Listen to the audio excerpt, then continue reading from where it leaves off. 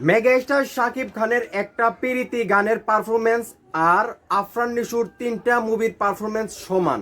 ভাইরে ভাই, গতকালকে আপনারা সবাই জানেন রকিস্টার মুভির পিরিতি গানটা রিলিজ পায় এবং সেইখানে মেগাস্টার শাকিব খান যেই পারফরমেন্স দেখাইছে সেটা দেখার পর সবার মুখে শুধু এখন একটাই নাম, সেটা হলো মেগাস্টার শাকিব খান।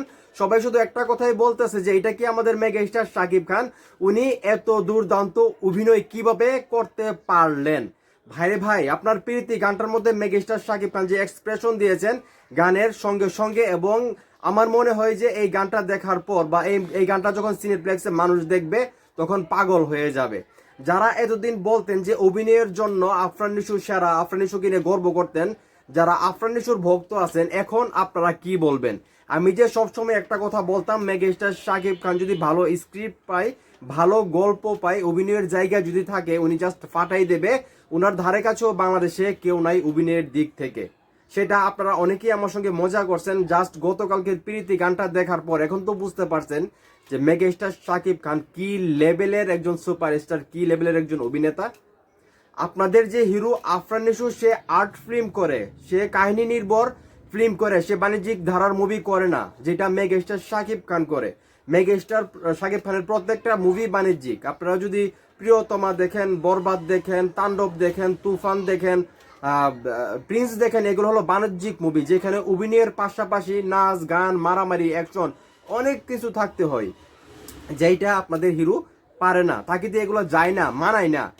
সে নাটক করে, সে নাটকের হিরো, তাকে ওই আর্ট ফিল্মগুলাই মানায় যেগুলোতে অভিনয় থাকবে, দর্শক মানে সিনেমা হলে মুভি দেখতে দেখতে ঘুমিয়ে যাবে, এই ধরনের মুভি। তো তার সঙ্গে শাকিব খানের তুলনা আপনারা অযথাই দেন। আপনাদেরকে একটা কথাই বলতে চাই, আফরান নিশো যে মুভিগুলো করছে সেইগুলো যদি শাকিব খান করতো, আফরান নিশোর চাইতে আরো ভালো অভিনয় করতো, কিন্তু সেইগুলো তো শাকিব খানের মুভি না। শাকিব খানের মুভির যে বাজেট, শাকিব খানের যে দর্শক, তারা তো ওই মুভি দেখতে চায় না, ঘুমাইতে চায় না। তারা মুভি দেখতে চায় বিনোদনের জন্য, তারা মজা করতে চায়, এনজয় করতে চায়, তারা পরিবার নিয়ে মুভি দেখতে চায় জাস্ট মজা করার জন্য, ঘুমানোর জন্য না সিনেমা হলে। জাস্ট প্রীতি ঘন্টায় মেগাস্টার শাকিব খান যে পারফরমেন্স করছে সেটা দেখার পর যদি আপনারা আফরান নিশোর যারা ভক্ত আছেন, আপনারা যদি শাকিব খানের অভিনয় নিয়ে প্রশ্ন তুলেন, তাহলে আপনাদের মাথায় সমস্যা আছে, সেটা বলতে হবে।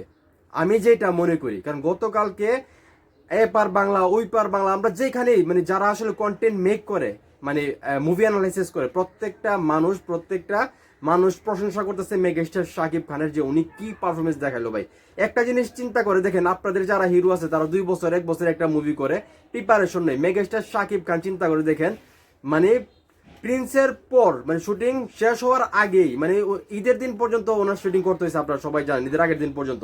ঈদের দিন রাত্রে উনি মালয়েশিয়া চলে যায়। এই অল্প টাইমের ভিতর উনি রকিস্টার মুভির প্রিপারেশন নিয়েছেন, ওনার লুক চেঞ্জ করেছেন, এবং কি ডেডিকেশন, ও মাই গড ভাইরে ভাই। তো যাই হোক, একটা কথাই বলবো, মেগাস্টার শাকিব খানকে যদি ভালো স্ক্রিপ্ট দেওয়া হয়, উনি আফরান নিশো কেন, বাংলাদেশের এমন কোনো অভিনেতা নাই যেটা শাকিব খানের সঙ্গে অভিনয় করে টেক্কা দিতে পারবে, আমার যেটা বিশ্বাস।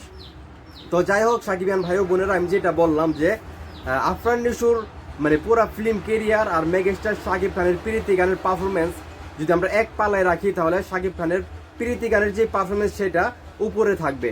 মানে আমি যেটা বললাম এটা সঠিক বলছি কিনা, এবং আমি যেটা বললাম যে মেগাস্টার শাকিব খান বাণিজ্যিক ধারার মুভি করে, সেই জন্য ওনাকে এই ধরনের অভিনয় করতে হয়। আর আফরান নিশো আর্ট ফিল্ম করে, যেগুলো আসলে ঘুমানোর মতো ছবি, যেগুলো পুরস্কার পাওয়ার ছবি, সেইগুলো শাকিব খান করলে মানাবে না, বা মানাবে, তারপরও দর্শকরা সেভাবে ওনাকে চায় না, ওনাকে চাই বিনোদনের জন্য। এটা কি ভুল বলছি না ঠিক বলছি, সেটা অবশ্যই কমেন্ট করে জানাবেন। ভিডিওটা ভালো লাগলে অবশ্যই শেয়ার করবেন।